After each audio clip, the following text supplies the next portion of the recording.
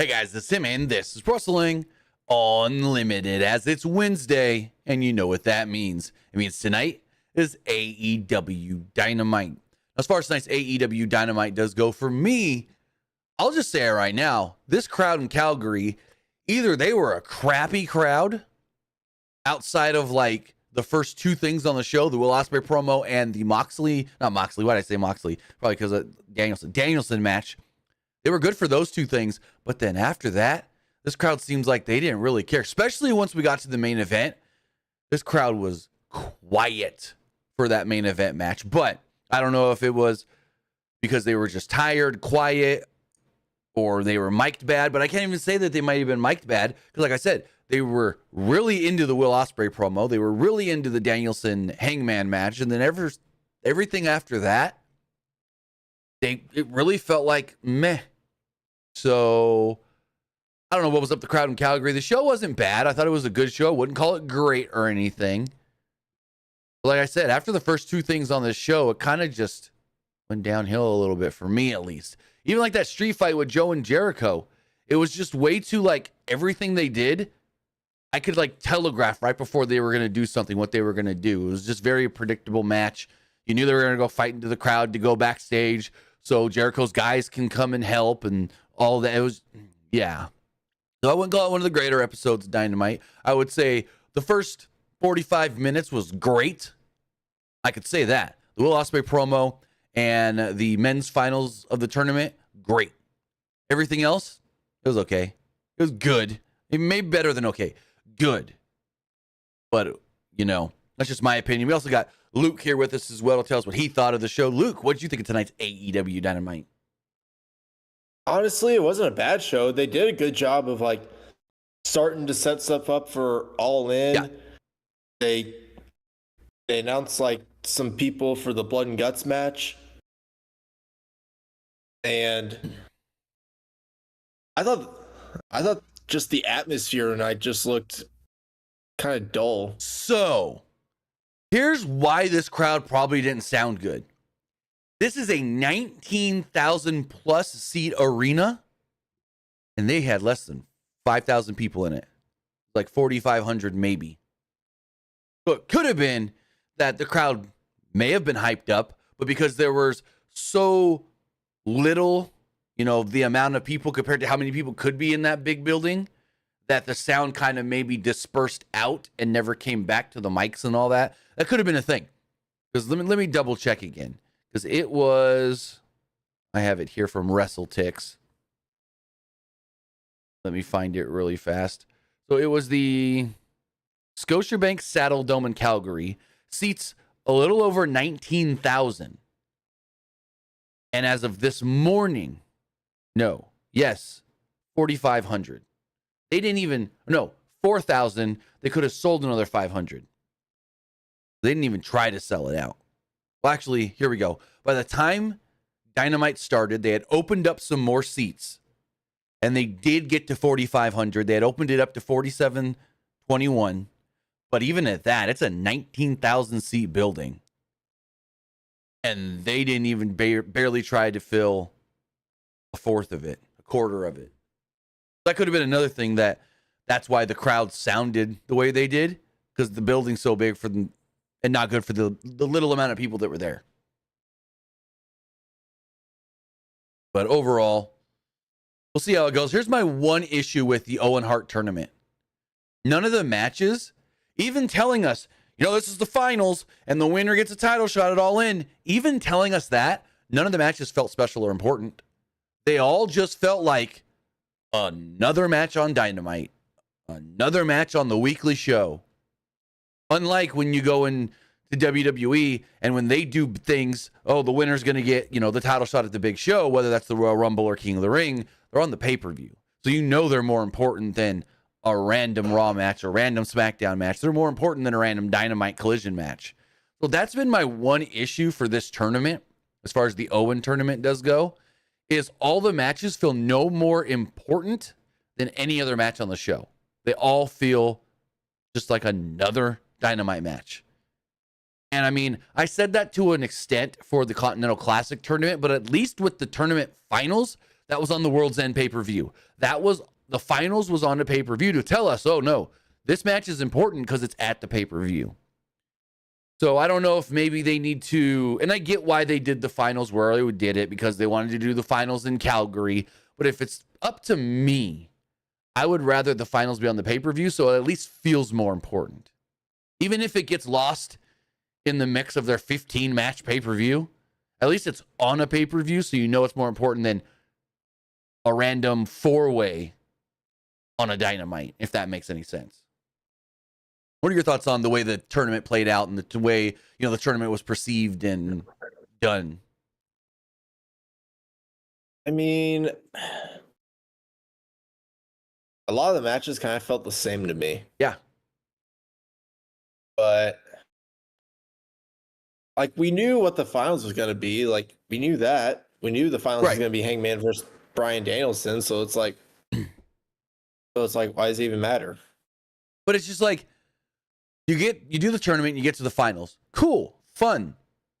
But the tournament itself didn't feel, like I said, and I'm beating a dead horse here, didn't feel any more special than anything else on a random Dynamite. Like the Will Osprey MJF match next week on the 250th episode of Dynamite feels more important than the match here to get to our main event at Wembley. Danielson and Swerve. So, I don't know. That's just my opinion. We'll see what others think. Maybe I'll put this video out and see what people comment on it and whatnot as far as how they think the tournament has gone and the perception of it and everything. Because like I said, it felt like they got lost. All the matches just got lost in episodes of Rampage and Dynamite and Collision. So, I don't know. We'll see. At least with WWE and the King of the Ring. The finals, like even if all of your lower round matches are on Dynamites and Collisions, that's whatever. But the finals, you need the finals to feel important. So like with WWE, and I don't like doing the comparison thing here, but with WWE, it's like the finals of the King and Queen of the Ring were on the pay-per-view. With New Japan, the finals, they don't do like full-blown pay-per-views. They have their big shows and everything. They do all the G1, but the finals, when that final night is because the main thing on that is the G1 finals. They make sure that's the main event. That's the biggest match of the night. That's the finals of the G1. So I just think they need to put a little more emphasis and more importance on the finals of the Owen tournament. And I know what people are going to say now coming out of this. Well, Mariah May and Willow main evented this show, so isn't that enough for you? I'm like, yes and no. So, I don't know. We'll see how it goes. But we do know the two big matches, probably the two biggest matches for All In Wembley. We do know that Bryan Danielson will challenge Swerve Strickland for the AEW World Championship. And we do know that Mariah May, who is now a heel, will challenge Toni Storm for the AEW Women's World Championship. So what are your thoughts on those two big matches official for Wembley?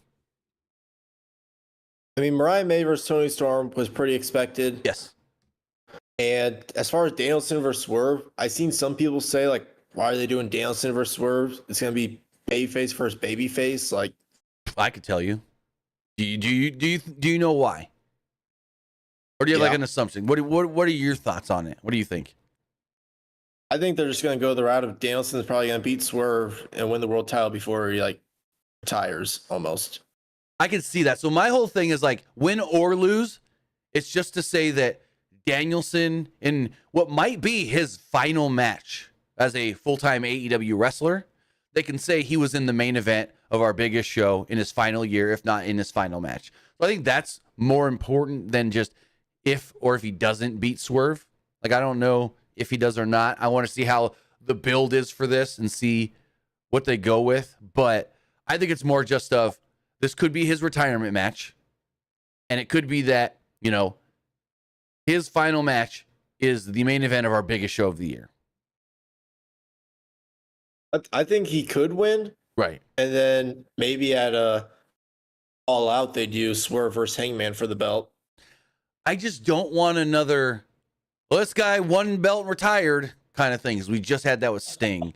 So, and then how do you get to Swerve and Hangman. Do you tease that in Blood and Guts, as we know Hangman is now on Team Elite? You can do a number one contenders match on Dynamite. True. You got 2 weeks till you have 2 weeks instead of 1 week from All In to All Out, so that would help. Maybe on Dynamite they go the route of like Swerve gets his rematch for the belt, but we needed someone to face him for the belt at All Out, and that person could be like Hangman or maybe like Okada. Give me 1 second. This fake BBC News in the YouTube chat. People, please don't read that. I'm going to ban this motherfucker right now. Tony Khan did not die at his home. How do I ban this person? Like perma ban. Hide user from channel. I think that's it. Yeah, no. We ain't putting that kind of bullshit misinformation in our chat. Anyway, sorry to cut you off. I think that was kind of it. Gotcha. But we'll see how it all just play out. I thought Hangman versus Danielson was great. Wasn't a big fan of the Jeff Jarrett stuff, but it still didn't really take me out of the match, so that was good. Because sometimes when you get stuff like that where, oh, ref bump, someone's coming out to interfere, oh, they're going to be the next ref. It's like sometimes that kind of waters things down a little bit, but I felt like it didn't, so we're all good. But with that, I want to say thank you for joining us here. Twitch.tv/PW Unlimited, YouTube.com/Pro Wrestling Unlimited, and podcast services all around the globe like Stitcher, Spotify, Google Pod, Apple Pod, Anchor, iHeartRadio, and so much more. Remember, if you are watching live on Twitch, you can help us out a couple of different ways.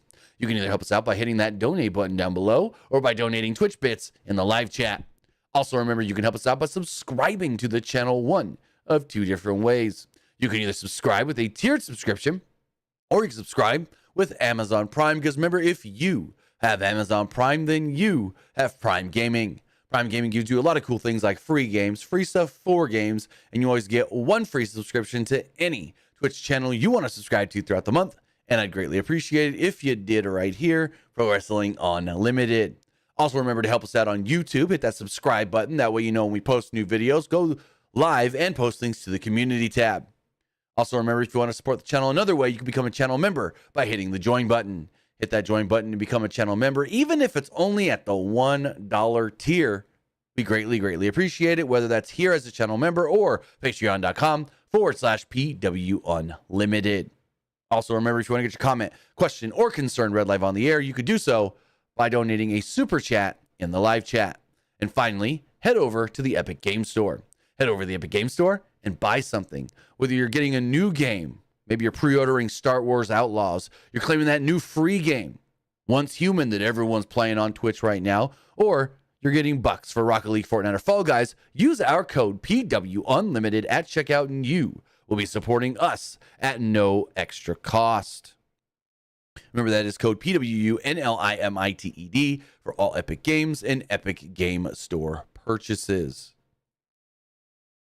But with that, as far as tonight's AEW Dynamite does go, the show itself did open up with a recap of everything that went down at the end of last week's AEW Dynamite with MJF and Daniel Garcia, and then also MJF's promo, bits and pieces of it from last week's Collision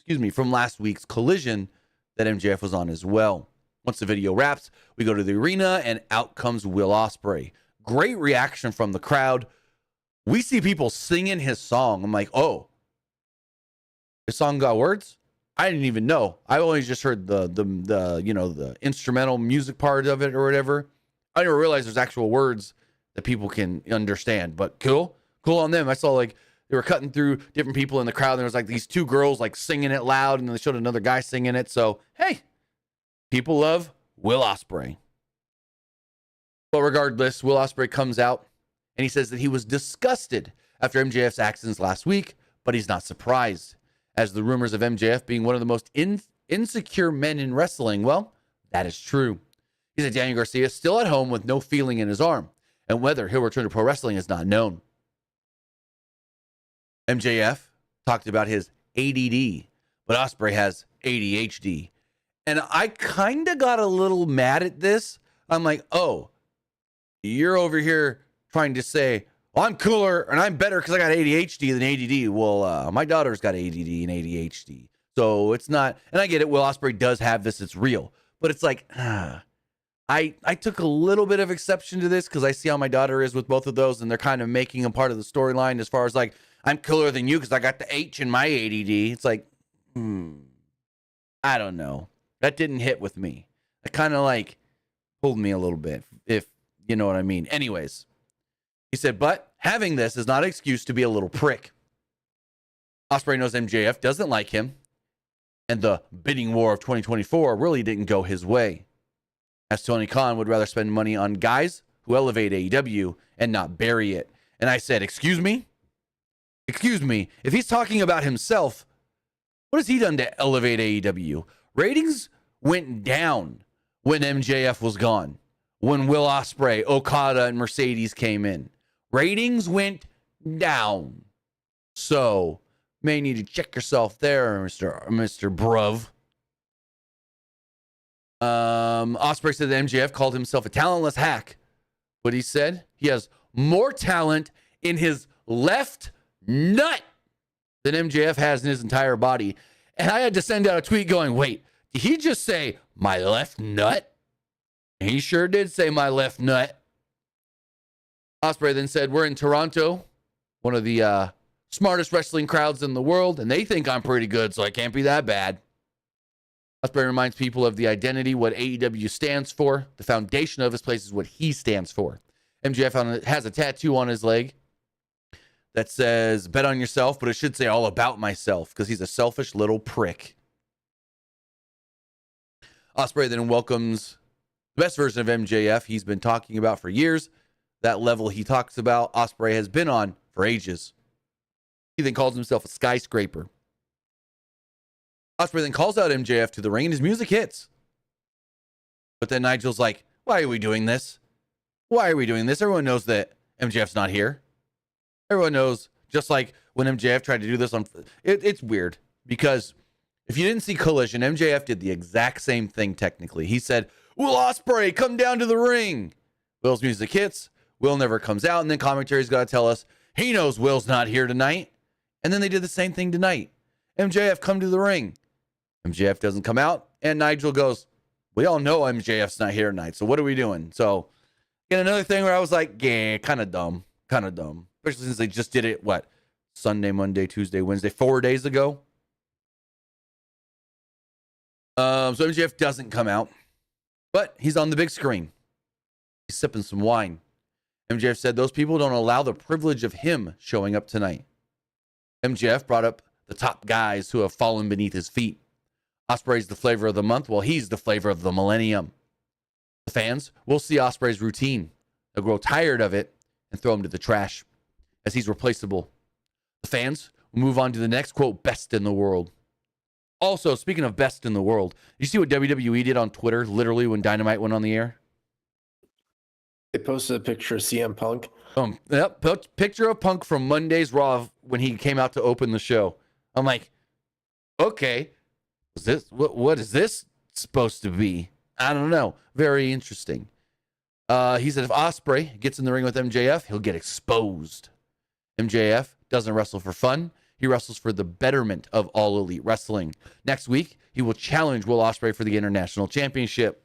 Osprey won't be wrestling for stars. He'll be punching him in the face until he sees them. The video then cuts. Osprey calls that adorable, says that MJF's a little bitch, and accepts the match. Here's my other thing with AEW, and I know I'm talking trash on AEW and criticizing a lot here.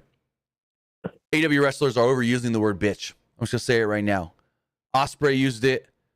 Mercedes used it tonight.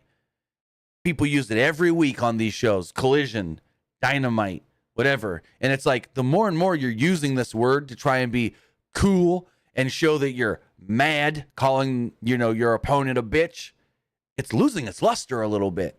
And WWE is slightly doing this as well, but not as much. So, yeah. I just feel like the word's getting overused. Like, Triple H has said it with blood. Or he said it with blood and swear words. You can't overuse it.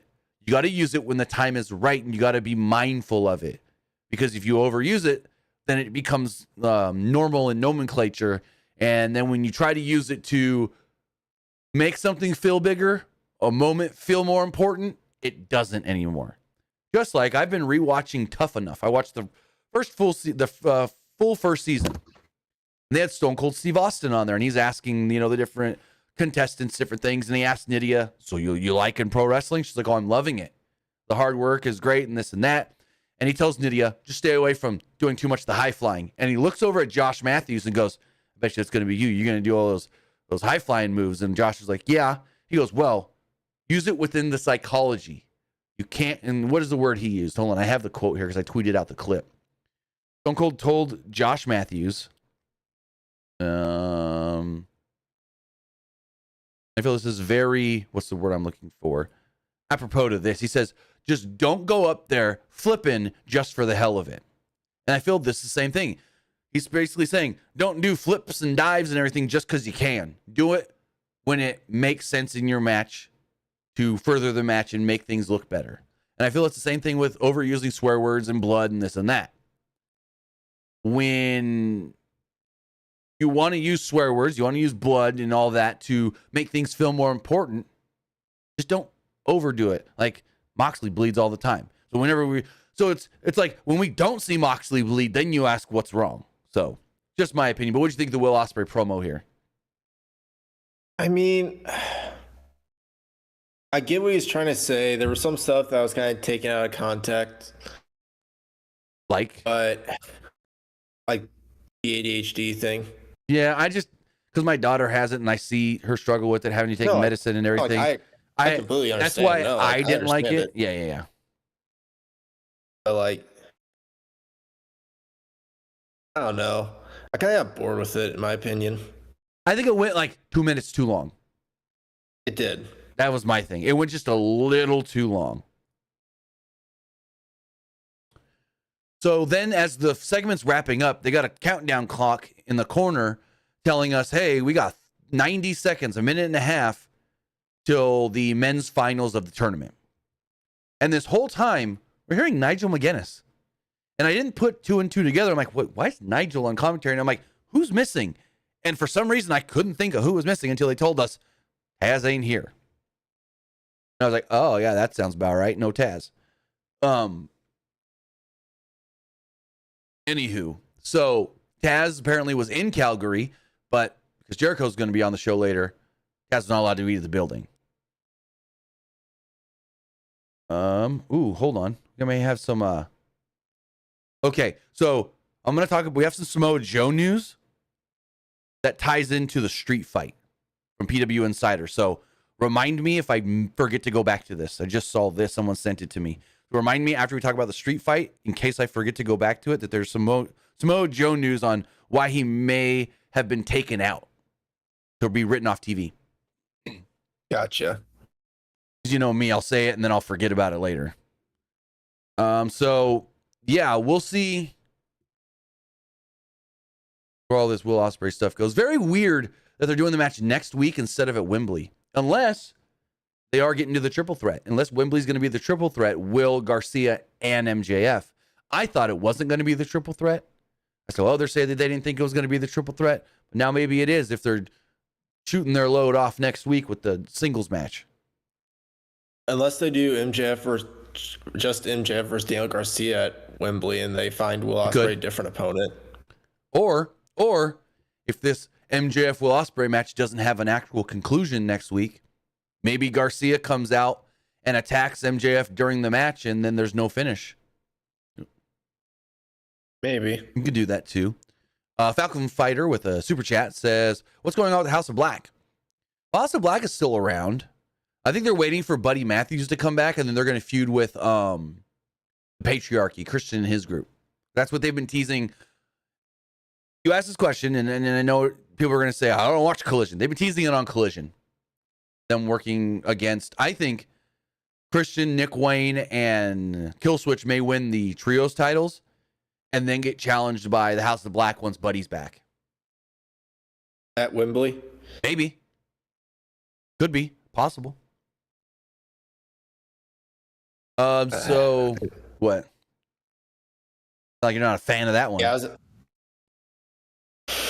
I heard that sigh. Did you see that recent report? I don't know if it's true or not, but there was a recent report that someone said that people close to Malachi Black said that Malachi Black has no interest going back to WWE anytime soon. I haven't seen that. No, I can look it up. I can't remember who reported it. I don't know if it's true or not, but that's what I saw. Let's see. But the reason for the sigh is I'm like, geez, they could be doing so much more with the House of Black. Very true. I mean, I guess they're doing. They're doing the best what they can right now at this point. I do see this from a month ago saying Malachi Black's contract not expiring anytime soon, which we knew that. He signed to like next year, the year after. But I don't. The year after. Actually, I can tell you right now because I have it on our website, pwunlimited.co, where I have a contract list of all the news. That's like the one thing I do keep updated on that website. Contract expiration dates. Tim and Adam Cole are basically like the same. Let's see. Go to the AEW section. Will Osprey, no. Osprey down pros with Jim Ross. Malachi Black. His contract's up to the end of 26 into 27. Based off of comments that Tony Khan at one point made. So there we go. That's so far away. Yeah. So honestly, probably at that point, he'd probably just think it's probably just not worth it. Just write out the AEW, then retire. I mean, how old would he be then? Let's see. How old's Malachi Black? Malachi Black he's 39 now. So that would be 42, 43 when old Tom Budgeon's contract is up. So, I mean, maybe. I mean, at 42 years old, Finn Balor just signed a new 5-year deal with WWE, so you never know. Yeah, but... And then Triple H, we know Triple H loves Malachi Black, Aleister Black. So, him going to WWE under Triple H, I would have a lot of faith. I would too, but maybe it would be like an age thing, though. Maybe Triple H might lose interest in him, maybe because of his age. He hasn't lost interest in Finn or AJ Styles. They're both in their, Finn's in his early 40s, AJ's in his mid 40s. Quite a few wrestlers. I mean, shit. R-Truth won the tag titles at Mania, and he's 50-something. Yeah, R-Truth, never ages. No. He still looks the exact same he did when he debuted as K-Quick in 2000, 2001. Other than his hair's longer now. He basically still looks the exact same. I was gonna make a joke, but I don't want people to get mad at me for saying it, so never mind. Anyways. I think I know what you're about to say. So anyways. I'm not gonna say it, but we got the two men in the finals of the Owen Hart Cup tournament coming down. It was Danielson and Hangman. They make reference to Danielson wearing black and pink gear tonight. Black and pink. Also, we'll talk about it later. Okay, I have a question for you, and if you don't know, think about this. Did you see Willow's guy? Yeah, obviously you saw Willow's the gear she wore because you watched the show, but do you know what that gear was? What it was based on? The gear that Willow wore in her match tonight. It was supposed to be a resemblance of Owen Hart's old gear. From? It's specific Owen Hart gear. Do you know? Yeah, I think. I'll let you think on that one.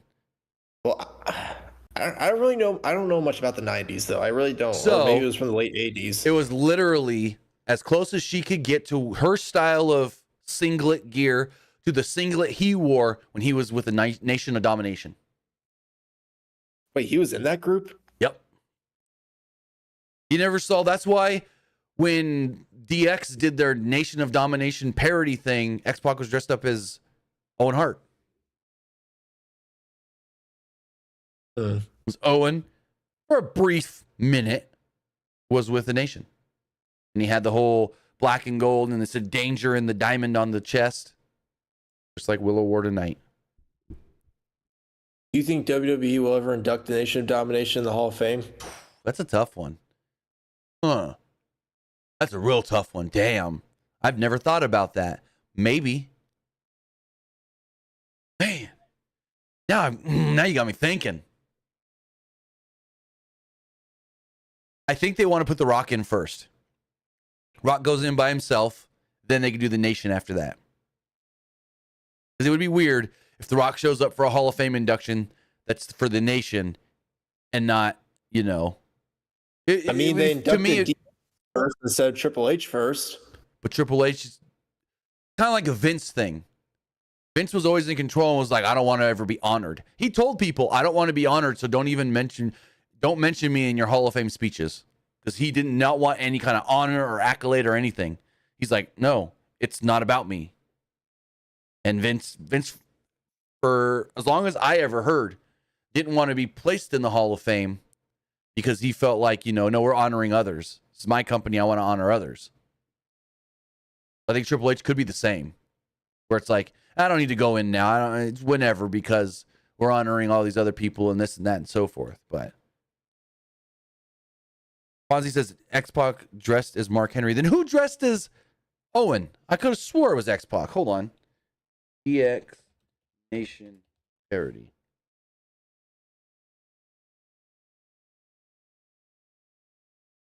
Then who dressed as Owen? I know someone did because it was just a random person. Because I remember someone having the long nose and the. Hold on. DX impersonations of the Nation. But who was that dressed as Owen? Wait. Is that Nathan Sensation?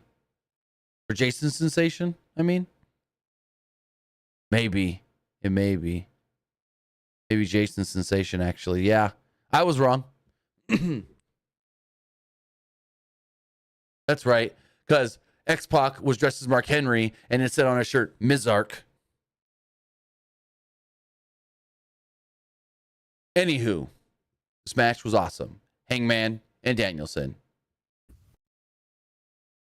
So Paige attacked early and missed a high kick from Danielson, who he zoned in on and targeted his neck. Danielson flipped out of the corner and sank in a Lance Storm style single Boston Leg crab, telling the referee, I got till 5 to break, because the ref's like 1, 2, break it up, 3, 4. He's like, I got till 5. Big technical wrestler there, knowing how to use his counts. Danielson followed this up with a dive to the floor, but clutched his neck in pain before getting back into the ring and hitting a shotgun drop kick. Paige then fired off a big boot and hit a springboard clothesline to the neck before posting Danielson to the floor, headed to a picture-in-picture break. It was all Paige during the break as he busted Danielson open in the process, slamming his head repeatedly into the steel steps.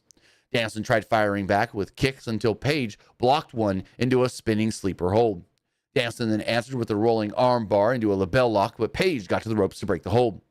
Paige then put a stop to the yes kicks, planting Danielson with a Saito suplex.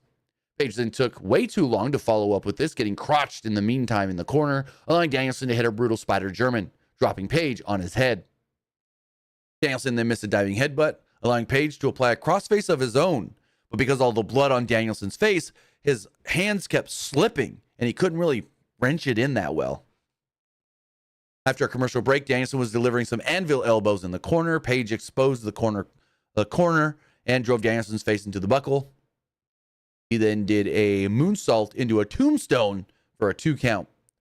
Paige then wanted to dive, but Danielson sent him crashing to the apron and out on the floor. Danielson pulled off a springboard somersault dive, as Excalibur said that he hasn't seen that in like a decade from Danielson, which, true. I haven't seen Danielson do one of those go to the top rope and do a big dive to the floor in a long time. The ref checked on Danielson and was shoved away to deliver yes kicks to Paige, who was cut above his forehead. Danielson then went for the home run shot, but Paige dodged it and hit a pile driver on the floor. Doctors and the ref and Jeff Jarrett all checked on Danielson. Paige then shoved the doctor away and pie-faced Jarrett, who didn't take the bait. Basically, commentary tried to play it up like, oh, is he trying to get Jarrett to attack him to cause the DQ and he automatically wins, or what? Didn't happen, though. So Danielson could barely get to his feet. He kept falling over and stumbling. And they're like, can he even get back in the ring? And he barely did at like 9.5. Page then swarmed Danielson with punches, ripping the tape off of his neck. Danielson dodged a discus lariat and hit a Busaku knee into a double down spot. There was another slugfest that ensued, with each man landing their own German suplexes until Paul Turner, the referee, got taken out with a Busaku knee, sending him to the floor, allowing Page to hit a discus lariat and then whip Danielson with his belt. Page then wrapped his belt around Danielson's neck and choked him with it until Jeff Jarrett got in the ring and shoved Page down. Well, no, he tried to shove Page out of the way, which he did, and then Page shoved him down. Jarrett then stood up, took his shirt off, and was like, I got a ref shirt on under this. I'm the referee now. Page was not too happy about this. And like I said, this didn't really pull me out of the match, other than I got a little annoyed with Jeff Jarrett as Page is trying to do these moves, and Jarrett keeps getting in the way, kind of trying to take the belt off from around Danielson's neck. Like, no, fucking ref, leave it. Anywho, he, Page, that is, hits Danielson with a buckshot lariat from behind. He then tries to go for another one, but is countered. Danielson rolls him up and get a 2. Page then applies a crossface as Danielson almost faded. Again, Jarrett trying to pull, and finally does pull the belt off from around his neck. Danielson started to slowly fade, but didn't really fade. He stayed into it, and he rolled up Page, and then finally got the flash win. Again, like I said, AEW does too many of these roll-up, out-of-nowhere pins. So Danielson wins. Page is not happy, and Danielson will now be challenging Swerve at AEW All In London for the AEW World Championship. Page then argued with Jarrett before storming to the back. So what do you think of the match itself? It wasn't bad. I thought there was too much blood from Danielson. I feel like they overused that blood spot. So I was going to ask you this. Do you think he bled like hard way bleed, or did he cut himself? You think he gigged? I cut himself a little bit. Here's my thing with that. The whole Toni Storm having the blood at the end of the show was a great visual, but I feel like if that's supposed to be your big selling point at the end of the show, Danielson, if it wasn't hard way, shouldn't have bled. Like, if your whole big angle is this woman's going to bleed at the end of the show and it's going to look devastating and horrific and this and that, I don't think anybody else should bleed on purpose on your show. And I've said this before with AEW, and I've been told this by someone that was at AEW as an extra, that there's no cohesion between matches and people in certain matches not knowing what other people in certain matches are going to do to not overlap and do the same kinds of things. Because this is something the WWE takes a lot of pride in.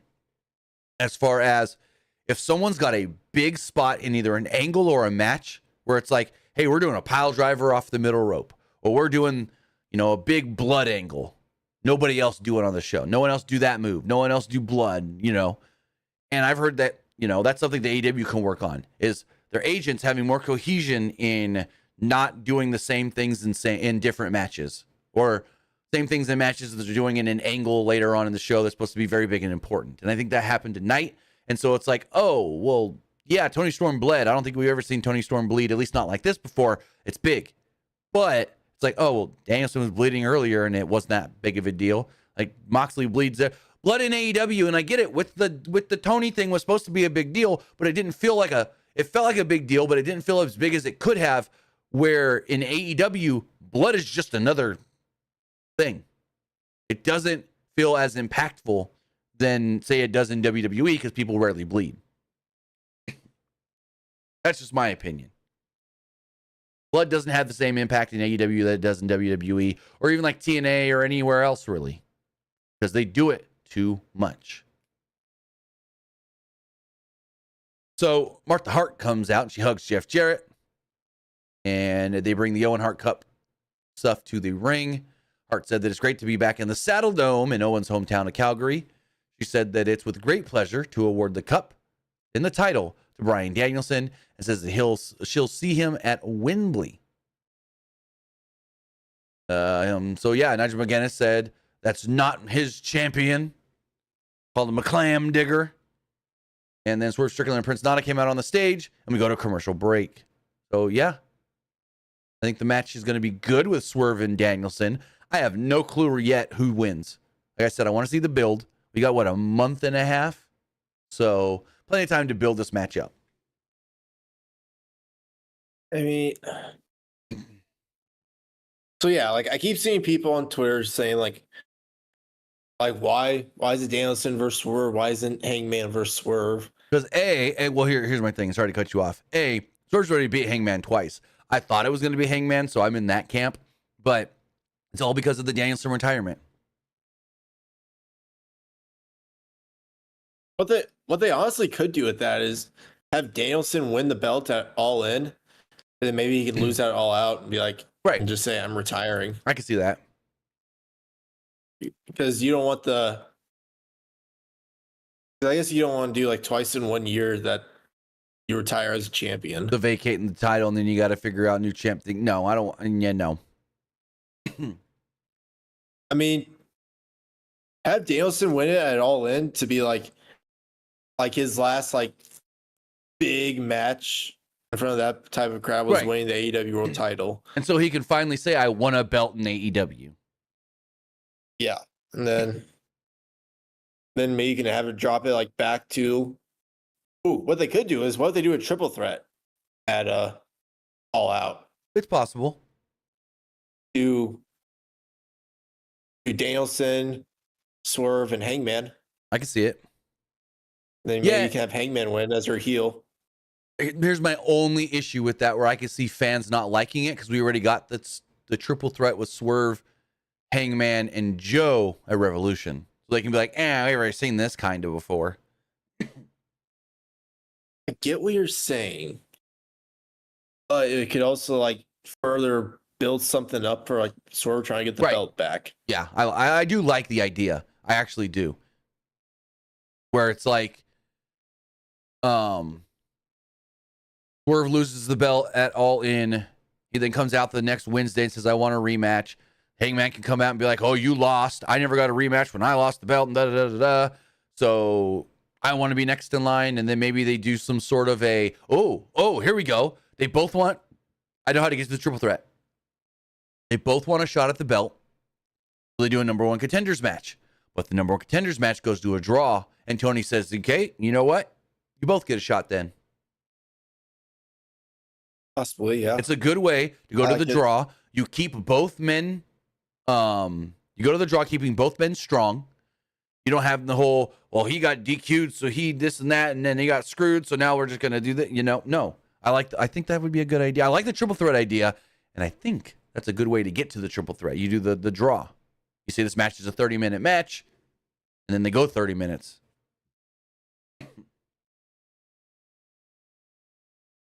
So moving forward, speaking of Swerve came out after the break. Well, he came out before the break, but then we saw him after the break. Him and Nana were in the ring when we came back. Strickland said a few weeks ago, Will Osprey said he was the best in the world because the best in the world holds this belt. Well, look who's holding this belt. There are haters and doubters about me, but I won, so I silenced them all. And now I'm the definitive best in the world. No, I wouldn't say best in the world, best in AEW, but I wouldn't call him best in the world. I mean, there's a couple guys in WWE better than Swerve, in my opinion. I mean, I can rattle off names. I mean, I can name a few as well. There's Cody, Seth, Drew, Randy, Punk, Kevin Owens. Well, Punk we can't really say right now because he's out injured. But yes, Kevin Owens, Randy Orton.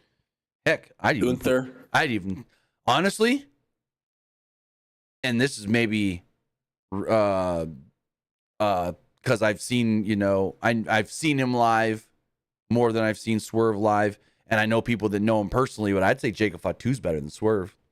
I'd probably say that as well. Who else? Would you say Damian Priest is better than him? I could see those two being about the same. So maybe I do see, because I see Damian Priest pretty high. So maybe I do see Swerve higher than I'm thinking. Finn, I would say Finn is better. overall, yes. I mean, the way he's being used right now in WWE, and that's the other thing. We're thinking of like, we're looking at it by how they're being used and stuff. You know what I mean? Yeah. So I don't know, but I could just say, yeah, it's Swerve. You're great. I think Swerve is really, really, really good, great, awesome. I wouldn't call him the definitive best in the world, though, even though he's got the AEW World title. Honestly, I would still say that Will Ospreay is better than Swerve. What about Braun Breaker? I think Braun Breaker still needs a little bit of work, especially like Swerve's probably a better promo than Braun. So that's where I would give Swerve the nod on that one. I think they're about even in the ring, and then Swerve beats him out as being the better promo.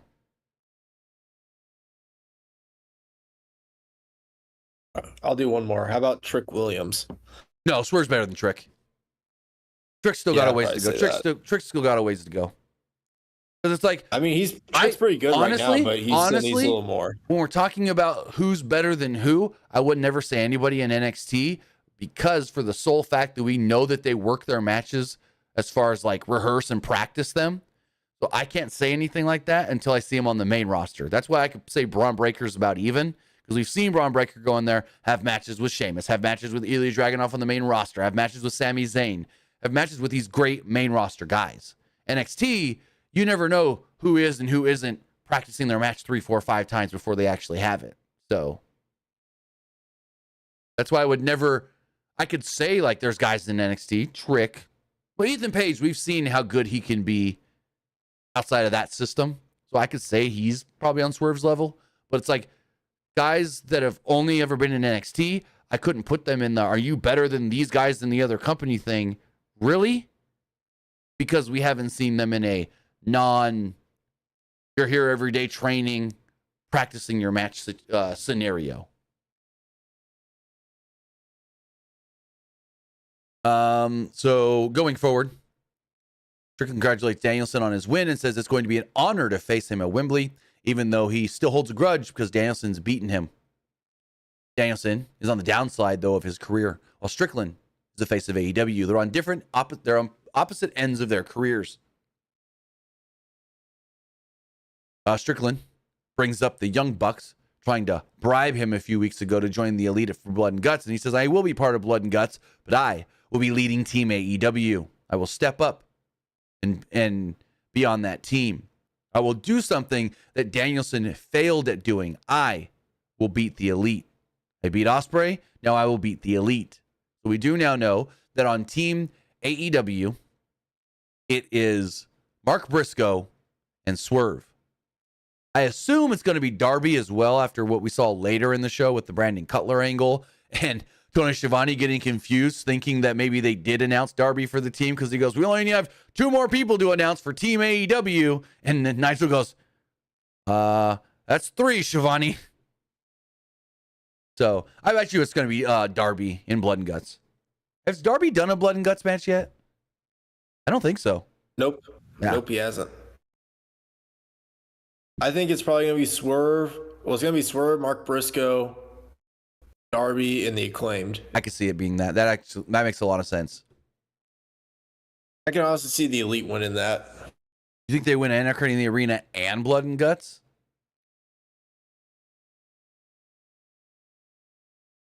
I mean, I don't know. I don't know if like Team AEW is necessarily good enough to beat the Elite. So you're saying the world champion is not good enough to beat the Elite? The world champion is, but like everybody else, I don't see. No, I get what you're saying. As a unit, they may not be strong enough. Yes. I get what you're saying. Strickland. Like the world champion is good. Like he's good enough, but it's just the rest of the guys. Well, think about it. See being good they enough. don't just have the AEW world champion on Team AEW, but they also have the Ring of Honor world champion on Team AEW. Yeah, but Dos world champions. Or dos world champions. I get that, but like on AEW television, even though he's the Ring of Honor world champion, he's mainly used as everybody else. So like what makes Mark Briscoe so special as the Ring of Honor world champion? And I just realized this when I watched Collision this week. I didn't even so apparently, I don't know if you've caught this because I didn't catch it till Collision this week. They call Mark Briscoe, Kyle O'Reilly, and Orange Cassidy, the conglomerate. What the shit? What? Yeah. What does that even mean? Because when, I don't know. But when Lexi and Nara were interviewing them on Collision, I think it was, she said, we're here with the conglomerate. And this was the most weird, dumb, just whatever promo. So Mark Briscoe's doing the Mark Briscoe promo, you know, where he's just talking like a wild man. And he starts just going, talking like a wild man. And then all of a sudden, Kyle O'Reilly just standing next to him just goes, and Orange Cassidy's just looking at them both like, what the frick is going on? And Mark just keeps going on, we're going to beat his ass, and we're going to get him. And then Kyle O'Reilly stops for a second, and then just again goes, and I'm like, what the fuck did I just watch? And then Orange Cassidy had the same look on his face. And then, like, Lexi tries to ask him another question, and Mark Bristol's like, we got to get to the break, we got to go. And then they take off, and she's just like, okay, then. Yeah. Duh. And I like Mark Briscoe, but that was the most, you're just a crazy wild man promo. And then, yeah, no. This was weird. Very weird. Back to Swerve promo. He closes this up. He says that Strickland brings up those who were selected as the dynasty of AEW, the international champion Will Osprey, continental champion Kazuchika Okada, and himself, which I'm like, what? You guys are the dynasty of AEW? What? That's something new I've never heard. Did I miss something on some other show? Calling yourselves the dynasty? I thought it was the 4 pillars. Now we got the dynasty, the 3 champion. What the fuck? They're just always adding random ass shit and names and titles and things that don't make no sense. I don't know. Strickland challenges Okada to a match next week, which we know is going to happen. He never said when, and says that he'll show him how to really make it rain. Strickland closes out by saying All In will truly be Danielson's final countdown. So yeah. We do know that next week it'll be champion versus champion, Swerve versus Okada. What do you think of this whole Swerve promo and whatnot? Wasn't bad. Swerve's definitely going to beat Okada, though. I think so. Well, yes, because I think the Elite are going to try and get involved and get thwarted, especially if the Elite are winning Blood and Guts. The Elite might try and get involved, and Swerve's going to fight them all off. And then maybe like Mark Briscoe comes out to help him, and then Darby maybe comes out to help as well. So I could see it. I think Swerve wins. Yeah, like, I know I said before, but like, I just don't think Team AEW, like, as a unit around Swerve, right, is good enough to beat the Elite. I just don't see it. Mm-hmm. I don't either. Like, thinking about it, I mean, they could win. Yeah, they could win. Who knows? Like, they could win. Maybe we could see the Acclaim versus the Young Bucks at All In. Well, I think regardless, that match could happen at All In because the Acclaim still have that title shot. Yeah. But because my whole thing is just like, the Elite really going to win both Anarchy in the Arena and Blood and Guts? But now with your whole thing of, are they not going to be a good unit together? Makes me kind of think maybe the Elite, because how strong the Elite are, that could lead them to victory. Now they got Hangman too. Yeah. So yeah, like, no, I think you have something there. Moving forward, we got a music video from the Acclaimed and Daddy Ass. Young Bucks are shown. And I'm like, oh, we need to get this feud going. Because it's kind of taking a back seat. And I almost don't even care anymore. And I didn't really care that much to start. Moving forward, we had a Stampede Street Fight. It was Chris Jericho with Brian Keith to start against Samoa Joe. So Excalibur says the doctors couldn't divulge the condition of Hook following Jericho throwing a fireball in his face last week. We got the Wizard back. So Joe ripped the cowboy hat off Jericho's head and literally punched through it into Jericho's face to start the match. Corner and Zaguri connected as Jericho went to the eyes to take control. A whip from Jericho resulted in Joe flying through the ropes, taking out Brian Keith and launching him into the barricade. Jericho followed this up, slamming Joe into the barricade and used a chair. Back inside, Jericho brought out a bag from under the ring and revealed it to be a bag of horseshoes. I don't know much about Canada and like the different areas and what they represent. So it's like Calgary, a big like Western kind of cowboy country town. I don't know if you know either, but I don't. Like, really know much about Canada. You know, they had the horseshoes here. Martha Hart, when she's in Canada, is always wearing cowboy hat, and then Britt Baker came out in the cowboy hat and this and that. So it's like, maybe someone can let me know in the comments. It's like, is Calgary to Canada like Nashville is to the United States? Anyways, got the horseshoes.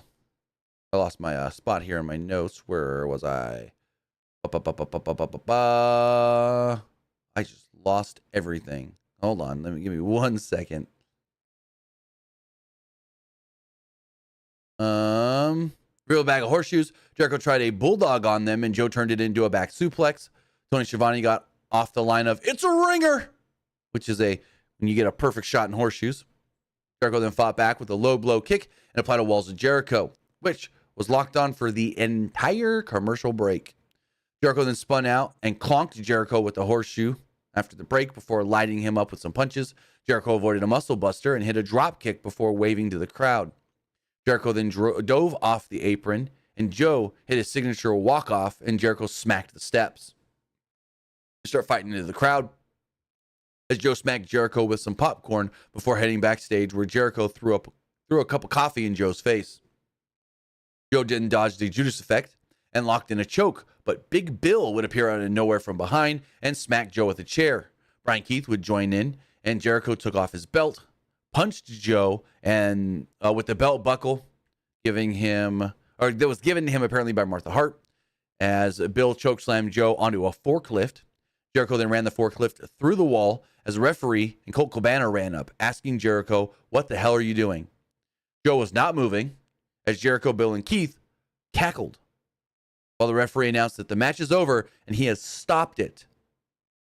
And the whole thing kind of just ended abruptly. Now, as far as what this could mean for Samoa Joe, I'm going to pull up this report here from Mike Johnson over at PW Insider. As Johnson does write, quote, "Former AEW World Champion Samoa Joe was written out of tonight's episode of Dynamite after literally being driven through a wall by Chris Jericho during the Canadian Stampede street fight. Joe was likely written out as he will be returning for the second season of Peacock series Twisted Metal, which will begin shooting in Toronto later this month. PW Insider is told by numerous sources in the entertainment realm that the series is scheduled to film at least through October, although there will be breaks in between certain episodes. That could leave Joe in a window to pop back in. Joe will reprise his role as Sweet Tooth in the series. PWInsider.com is told the plot for Season 2, spoiler alert, will feature the following basic plot line. Following the finale of Season 1, John and Quiet find themselves entering the deadly Twisted Metal tournament, a sinister demolition derby hosted by a mysterious man named Calypso. As they try to survive an onslaught of dangerous new foes and familiar faces alike, including the murderous clown Sweet Tooth, things get complicated when he reunites with his long-lost sister, the vigilante Dollface. Now, someone who loved the first season of Twisted Metal and played all the games, I'm so happy we're finally getting the Twisted Metal tournament in the show. So, oh, buddy. Also, PW Insider confirms that a number of WWE stars auditioned for the new character named Axel, including Montez Ford, Cedric Alexander, and Apollo Crews. We are told that production is going forward without any of the WWE talent being cast in the role. Axel is a big name character from the game. Like, they added some game characters to Season 1, not actually as many as I expected. So now that they're doing the Twisted Metal tournament in Season 2, we should be getting a lot more of the characters. And Axel, the reason his name is Axel, because basically his body is an axle. He is, the Axel character is, he's on this little, he's standing on, how do I explain it? He's like metal platform looking things. then his arms go out, and there's two wheels, big ass monster truck wheels on either side of his arm. So he's Axel because his body is the axle of the wheels. Anywho, Johnson finishes off by saying, for those of you who are fans of the series, PWInsider.com can also confirm the new season will also feature a number of new characters, some adapted from the Twisted Metal video game, including Mr. Grimm, Ashley, and Bug, as well as the aforementioned Calypso. And we did see Calypso in season 1, but we didn't get Grimm, Axel, Ashley, or Bug. So, cool. Did you watch Twisted Metal on Peacock? I believe so, yeah. Yeah, no, I loved it. I thought it was great. I was a little disappointed they didn't use like Samoa Joe's voice. They had like someone else do like the voice. Like it was Joe's, I was kind of disappointed about that. Now, I think Joe would have been great doing the voice because Joe has done voice work in the past. So it's like Joe can do the voice work. I don't know why they didn't use Joe's voice.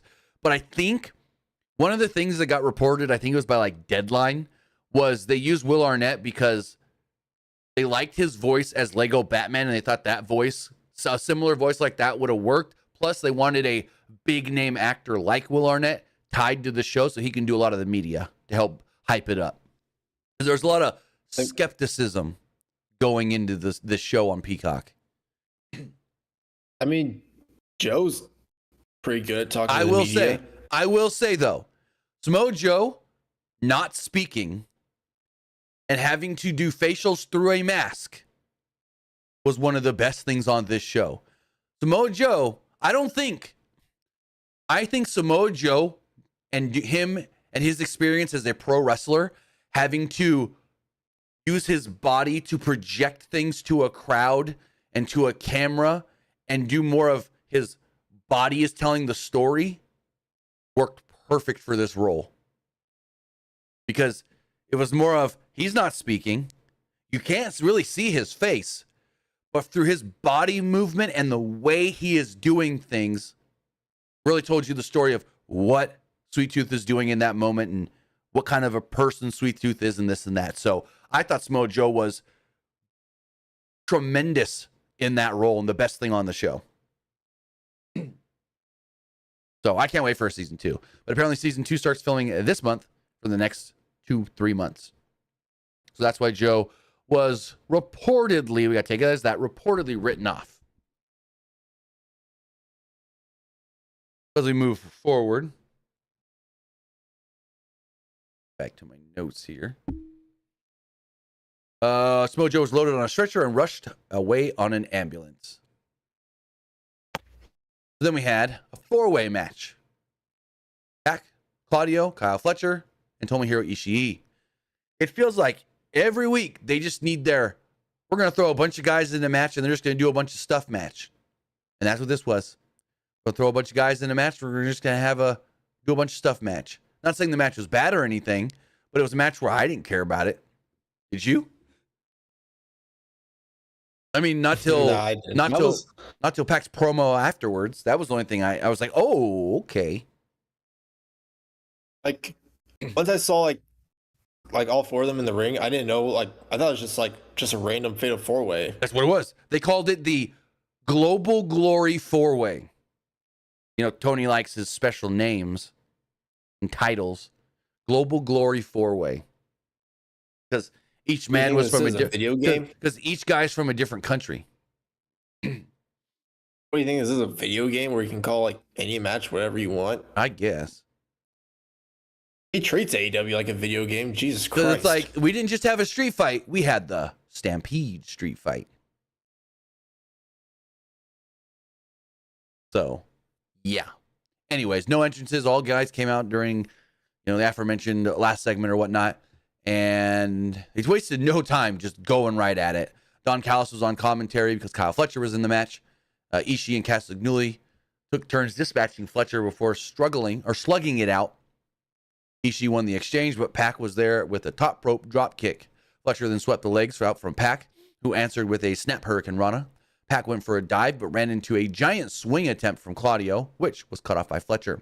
Ishii reappeared and hit a series of suplexes before Castagnoli hit a gut-wrench suplex to cut him off with the momentum. With everybody on the outside, Castagnoli hit a spinning dive under the pile, and we go into commercial break. Back from the break, Ishii and Castagnoli, Pac and Fletcher were kind of like going at it. You kind of paired off, I guess you would say. Fletcher and Pac were down at one point as Ishii hit a superplex on Claudio to reset everything. For the forearm battle from everyone, as Ishii just no-sold stuff and got lit up and then lit them up with headbutts. Locomotion corner strikes from everyone before Fletcher ate a Pac poison Rana. Pac then ran right into a pop-up uppercut from Castagnoli, and then in turn ran into a headbutt from Ishii. Fletcher then hit a spinning tombstone on Ishii for a close 2. Fletcher wanted his corner brainbuster, but Ishii fired off another headbutt. Castagnoli sent Ishii to the floor and did the giant swing on Fletcher into a sharpshooter. Pac then flew in with a top rope elbow and applied a brutalizer at the same time, as Ishii came in and broke Castagnoli off with the forearm. Ishii then hit a sliding lariat on Pac and turned Fletcher inside out with a lariat for another close near fall. Ishii's brainbuster was blocked, though, as Castagnoli hit a neutralizer on Fletcher and scrambled to go for the pin with Pac, and then kind of traded pin attempts with Pac before they argued with each other. Pac then hit a bounce-back German on Ishii and Castagnoli for almost getting a roll-up on Fletcher for a 2. Pac then got a boot up in the corner, went to the top, hit the Black Arrow, hit the brutalizer, and got the submission victory. So before we get to the Pac's promo, what do you think of the match itself? I mean, match was all right, my opinion. I mean, it'll be a good match, Pac versus Will Osprey or well, Pac or whoever. I don't think it's Will. I'll tell you who I think it might be. I don't think it's Will Osprey at we're not getting Pac and Osprey at All In. Osprey's going to be dealing with the whole MJF Garcia stuff, but we want to get to that post-match. Pac took the microphone, said it's safe to say things haven't gone his way lately. Since returning, he's made bold promises, but suffered many humiliating failures. Pac says it's all in season, and the bastard won't be denied this Wembley moment. Let his victory be lined in the sand. The bastard will be back. Now, if you just want Pac to go out there and have the best match he can possibly have, I say you have him face Ricochet. Give me Pac and Ricochet and All In. Or Wembley. In Wembley at All In. That match would be so good. So good. Oh, yeah, it would be. Like, if it's a match that you just want for Pac and whoever to be able to just showcase, if you just want a showcase match that really doesn't mean much, or maybe could lead to Pac getting an international or continental title shot if he wins or whatever, let him face Ricochet. Now, again, if it's Ricochet, though, and it's Ricochet's like first match, Ricochet would maybe have to win and then Pac would lose. So maybe not Ricochet, because I think this is going to be something where Pac gets a big win in the UK.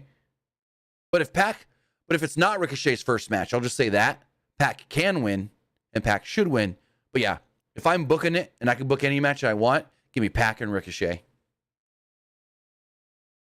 I'm trying to think who from New Japan it could be. If I mean, it doesn't have to be somebody from New Japan, though. I know, but like, maybe if they want to feel like somewhat special, maybe if they don't want to do someone from AEW. I mean, if they want to do like him and another guy from the UK, you could always do Pac and Zack Sabre Jr. That would actually go really. Have they ever fought before? Not that I can think of. Pac, Zack Sabre. Oh, there's an S there. They fought in Rev Pro Let's and see. PWG.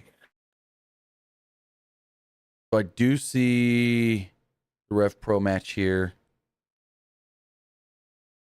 Let's see. Here we go. They've had 4 matches.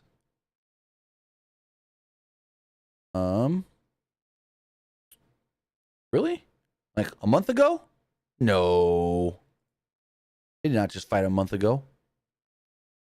Oh, no, never mind. These are four reviews on their Rev Pro match. That's what this is. Let me see. Go to Pac, go matches, search Sabre. 1, 2, 3, 4. Since 2010, they've had 5 matches. The last time that we had Pac versus Zack Sabre Jr. was 2019 in Rev Pro for the Rev Pro undisputed British heavyweight title where Pac won. Then they've been in 6-man tag, singles, tag, and tag. So they've had 3 tags and 2 singles matches. Pac has won all the singles matches. So I could see that. If you want to get Zack Sabre on the show, have him face another guy from the UK, him and Pac would be great. So Renee Paquette's backstage, about to talk to Bryan Danielson, when Hangman storms past her. Paquette scolded him for not showing her respect before he knocks on the Elite's door. I thought that was kind of weird. Renee got mad that he didn't show her any respect, but it's not like he was coming to talk to her, and he was laser focused. So it's like he walked right by her, not noticing her. It's not that he didn't show her respect. It was he just didn't even realize she was standing there, kind of thing. So that was very weird. It's like, who is she? No disrespect to Renee. Renee's amazing, but who is she to get mad that Hangman disrespected her or whatever? Kind of weird. Okada answers the door and says, "Can I help you?" The Bucks then walk out and ask what they could do for him. Paige simply says, "I'll do it," and storms off. The Bucks and Okada seemed very pleased by this, and we did learn later that "I'll do it" means that he will be their 5th member of Blood and Guts. Probably he saw the Swerve interview that said Swerve will be Team AEW, and he hates Swerve and wants to fight Swerve. That was his whole thing. Not only did he want to get to All In by winning the tournament to fight for the title, but he also wanted to fight Swerve again. So, and we already talked about the whole Blood and Guts match, so I don't think we need to hit on that much more. What we really don't need to hit on either is this goddamn dumbass, stupid motherfucking Mercedes Moné segment. How dumb was this? This meant nothing, and this was so bad that it was like turn your TV off kind of bad. Yeah, I kind of hated this as well. It was so stupid. It was basically what we got last week, but in reverse. Instead of Britt being out there to cut the long promo and then Mercedes interrupting, Mercedes was cutting the long promo and then Britt interrupted. And it was stupid. And then she tried to do in Calgary, "I'm the best there was, the best there ever will be, the best there," it's like, the best there is, the best there was, the best there ever will be. It's like, really? Really? You think you're clever? You think you're the first one to do that in Calgary? And like, didn't she get a celebration last week? Now this week she's got so last week was a victory celebration. Now this week is a victory toast. Come on. Get a little more goddamn creative, Toni. Yeah. The Mercedes didn't get the big reaction coming out because, they don't care about her. They do the CEO chants in her music, then the CEO chants stop, and the crowd ain't even reacting. They're quiet. Sometimes they'll boo, but tonight, they didn't give 2 shits about Mercedes Moné.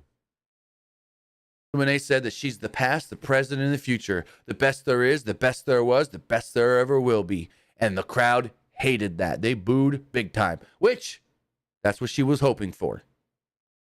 When I said that Britt Baker needs to wake up from her fantasy, as she won't be facing her at All In. If she did, Moné would leave her for dead. Moné poured a shot to herself before, Britt Baker's music hit. Moné got scared, jumped behind her security, and then ran away as Britt tried to run down the ramp. Security stopped her. Mercedes ran to the crowd. Baker got in the ring after dropping the security with a forearm. And Britt posed on the middle rope, and Mercedes ran away. This was the worst segment I've seen in a while. This sucked. Big time. You got any other thoughts? I mean, fans just don't really like Mercedes at all. Like, I'm not saying that. Like, go for it. Well, sorry to cut you off. No. I'm not saying that because she's the heel. You're not supposed to like the heel, but even before they had her turn heel, I think starting out she was supposed to be a babyface. I'm pretty sure 100% babyface. 100% she was supposed to be a babyface. But then the fans still didn't like her. They basically made her the heel. Yeah. It's like, and you said exactly what I was about to say. It's not they don't like her because they're supposed to not like her. They don't like her because they just don't like her. It's not that like they boo her because she's a heel. They boo her because they just want her off their screens and out of their ring. But yeah, it's not working. It's not working at all. Did people even like her when she was doing stuff for New Japan? I don't know if people even liked her when she was doing stuff for New Japan. A little, but then at the same time, she didn't do a lot for New Japan because she got hurt. She only had a couple of matches, and they did some weird stuff with her. Like they tried to position her as the female Okada at one point, and they like did an in-ring promo segment together with her and Okada once, and Okada, you can tell, was not pleased to be in that ring. I know she got a little too much hate when Kyrie kind of like no-sold on her like finisher at Wrestle Kingdom. That's because her finisher sucks, and Kyrie, and apparently it was Kyrie didn't know how to properly take it because it's a new move that she was doing, and they didn't practice it, or they didn't Spartan Kyrie up on how to do it. It was a whole thing to where Kyrie just didn't know how to take the move. Yeah, and people kind of like blamed her. She's like, "Oh, she botched that one." Like, no, like, why should we care about her? Kyrie didn't know how to take it. It was the first time on television Mercedes delivered it, and it was just a whole thing. Yeah, no. What was it called? Like Monet Maker. Oh yeah, because I know she still tries to do it in WWE or in AEW. She did it to, or she tried to do it to Stephanie Vakir. Yeah. So, yeah, it's like it's a gory special into a wraparound knee, I guess. I don't know. I've seen her do it into a knee. I've seen her do it into a DDT. So it looks better as the DDT, but still, it's just awkward where she's holding the person up here, and then she's got to like swing the person around. If the person doesn't have the momentum, then it's just, yeah, not a move that I would do at her size. Like, I would assume she's strong. You know, she's got to be pretty strong. But yeah, I don't know. Give me one second. I just got a weird message here. I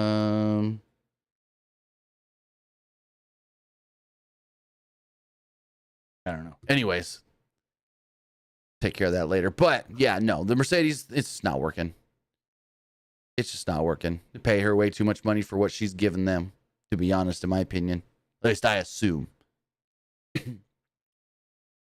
So I feel like the only reason why they got her was probably just to like get her away from WWE. Like, oh yeah, we got Mercedes and you guys didn't. So what happened was, we've learned all of this now. Yeah. I mean, I know the full story. She was going to sign with AEW last year. Then WWE became interested again, but then WWE wouldn't give her what she wanted, and Toni would give her whatever she wanted. And so she's like, "Oh, I'm not going to get this and this from WWE." Toni, let's talk again. Yeah, like I think everybody knows that, but yeah, like. And I know Toni got upset whenever she said she wants to go back to WWE in the future. Oh, that's the Stephanie stuff I already saw. What were you guys? Sorry, I was reading something on the Stephanie Vakir news. There might be a little bit more.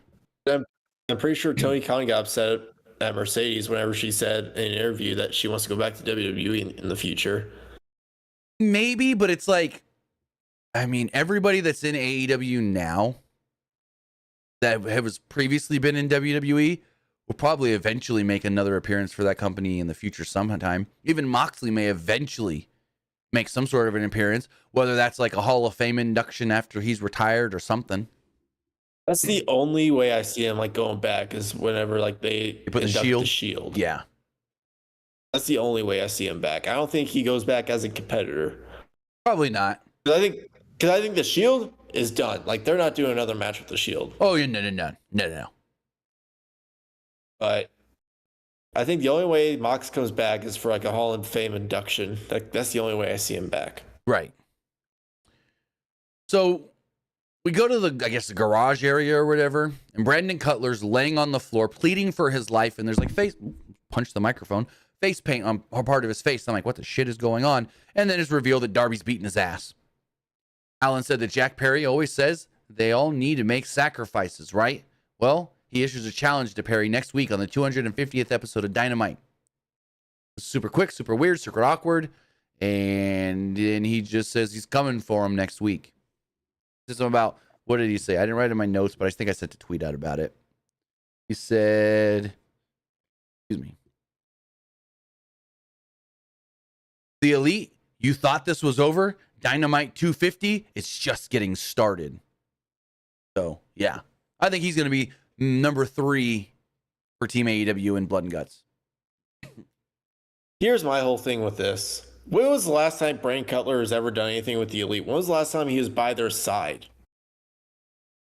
So I know when they started doing the heel EVP stuff, he was their camera guy because they would still do the whole, all right, cut it, Brandon. He was still their camera guy, dating back to earlier this year and stuff. But as far as like doing anything physical with them, I'm not sure. When was the last time we seen them like out in the ring with them, though? Oh, I don't know. Because him and Colt Cabana have been a tag team in Ring of Honor recently for a while now. And Colt Cabana is also like, I'm pretty sure both of them, weren't both of them like coaches now in AEW? Well, or is it just Cabana? I don't know about coaches per se, but well, Cutler, they said on AEW television when Colt Cabana was on screen, true. like, there's one of our coaches, Colt Cabana. Yeah. Well, I don't know if Cutler's a coach, I should say. I just know that he's always had 2 contracts with AEW, a performer deal and a backstage deal. Like an office job. He's always had an office job and an in-ring job. So I don't know if he's a coach or if he just does other things backstage. But because if you remember when the Bucks offered him his contract on being the Elite, they gave him 2 deals. They're like, you got an office job and you're going to wrestle. And that brought him, because he had stopped wrestling for a while to get a real job to support his family or whatnot. And they're like, no. You're going to get paid enough to where you're supporting your family wrestling again. So, yeah. He's a backstage dude. So this led to our final match of the night. Mariah May versus Willow Nightingale in the finals of the Women's Owen Hart Foundation tournament. Match was good. Crowd didn't give 2 shits about it. They were dead quiet for most of it. But I thought Willow and Mariah worked very well together. And it was all about the post-match angle. So Mariah May wore pink and black, while Willow literally recreated Owen's Nation of Domination gear. Nigel McGuinness made about 8 different Motley Crue references when talking about May during the feeling out process, as Nightingale showed off her power early on with some shoulder tackles.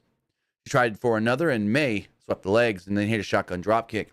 There's a head scissors to send Nightingale into the ropes as May trapped her and fired off a drop kick to the back. The chop battle as Nightingale hit a spinning side slam and a low crossbody for a 2. May rolled to the outside and was flattened, with Willow hitting the cannonball from the apron to the floor as we went to the final break of the night. Back from the break, May mounted a comeback with a top rope drop kick and followed this up with a sweet cheek music and a snap DDT for a 2. Storm cheered on May from ringside as Nightingale battled back with a corner splash and a spine buster. Nightingale then went for the sharpshooter, but May fought out, planting Nightingale with a German suplex. May hit a corner uppercut as the crowd cheered for the handstand head scissors for a 2. May missed the charging knee, though, and the Nightingale hit a fisherman's buster bomb for a close near fall, which she almost didn't fully hit it and almost dropped Mariah on her head. Nightingale then went for the pounce. Speaking of Mariah's head, Mariah headbutted her and both women collapsed. Storm then jumped up on the apron, yelling at Mariah to get up. This distracted the referee, and somebody in a Sting hoodie would then distract Willow at ringside, jumped up on the apron, kind of like grabbed Willow before, well, Chris Statlander would jump up on the apron and hit Willow with a running big boot. We learned that the guy in the hoodie is Stokely, as I bet you everybody guessed from the jump. May and Storm didn't realize what had happened. May then hit a charging knee strike, but Nightingale did kick out. May nearly got the leg trap roll up as Storm told May, go for the Storm Zero, which May did, but ate a Nightingale lariat instead. Nightingale then lowered the straps and hit the corner cannonball as she went for a Death Valley driver. May spun out, hit the victory roll, and pinned her to pick up the victory. So, basically, both tournaments end with a roll-up. What did I say last week? I hate how many roll-up finishes they have in AEW. Finishers just don't even matter anymore. But Mariah May wins. Mariah May will go on to Wembley to challenge for the belt. What did you think of the match itself before we get to the amazing post-match angle? I mean, very predictable, I would say. Well, the result, I didn't expect, and I probably should I have. didn't expect no. I did not expect the results like how the match ended and well, like everybody knew happened after Mariah the May match. was winning. That's what I mean. No, but like no one. I didn't think really predict like the roll up. Well, that, and I didn't think Statlander. I didn't think of Statlander coming out, even though it makes total sense. Right.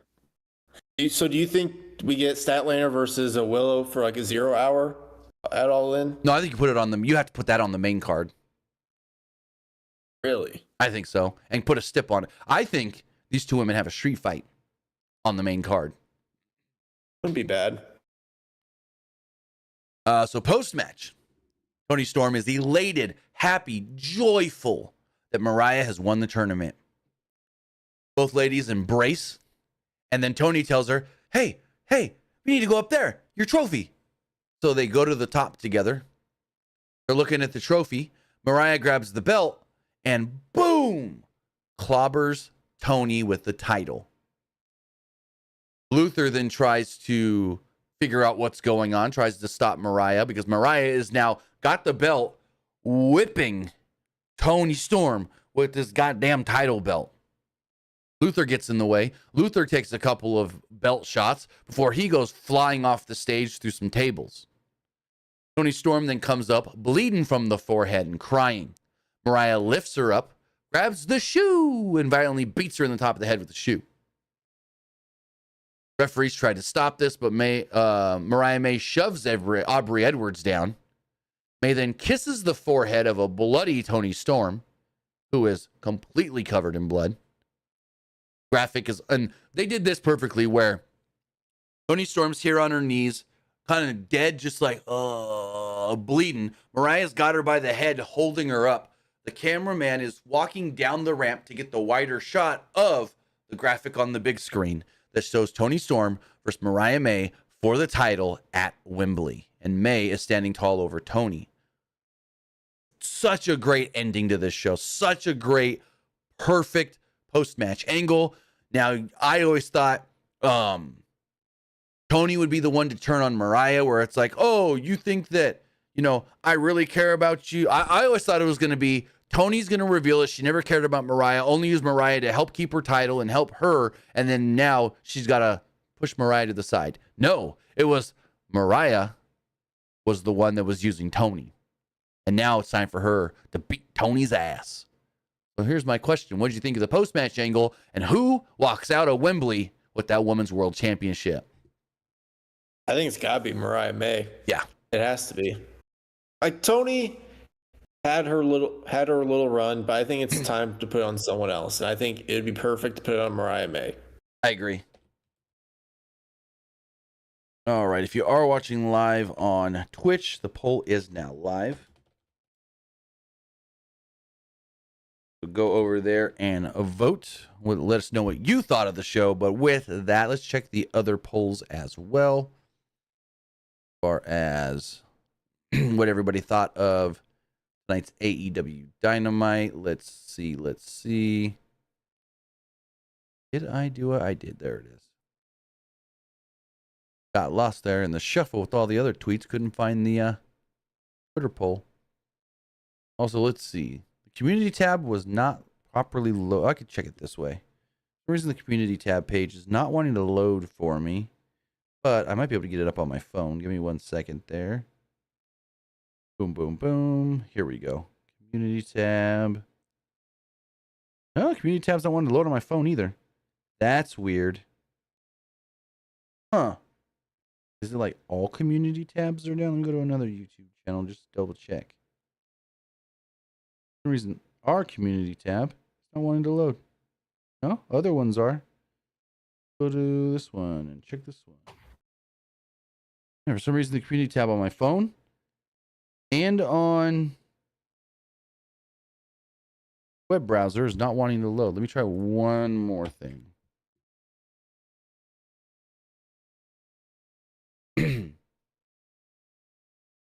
There we go. Now I got it. As far as the polls do go, as far as the Threads poll, everybody that voted on Threads liked tonight's Dynamite. Looking at the Twitter X poll, 39% didn't like the show, 34% liked the show, and 26% thought it was just all right. As far as the YouTube community poll, 63% liked the show, 19% thought it was just all right, and 17% didn't like it. In the comments here, phenomenal work by Mariah May, one of the best heel turns in a long time. I could see that. I could see the argument of that. And this person says Mariah May played her part well. Yes, she did. As far as the live poll does go, 75% liked it, 75% liked it, 16% thought it was just all right, and 9% didn't. Finally, everybody that voted on Twitch liked the show. With that, guys, that is going to wrap everything up. I want to say thank you for joining us here. Twitch.tv/PWU Unlimited, YouTube.com/Pro Wrestling Unlimited, and podcast services all around the globe like Stitcher, Spotify, Google Pod, Apple Pod, Anchor, iHeartRadio, and so much more. Luke, tell them where they can find you. You can find me over at Twitter X at Petke_21. And you can also find me over at Twitch at Young Grasshopper Luke. With that, guys, have a great rest of your week. We'll be back live for Friday Night SmackDown this Friday. With that, it'll be all the fallout from Money in the Bank. So have a good one, and we'll see you next time.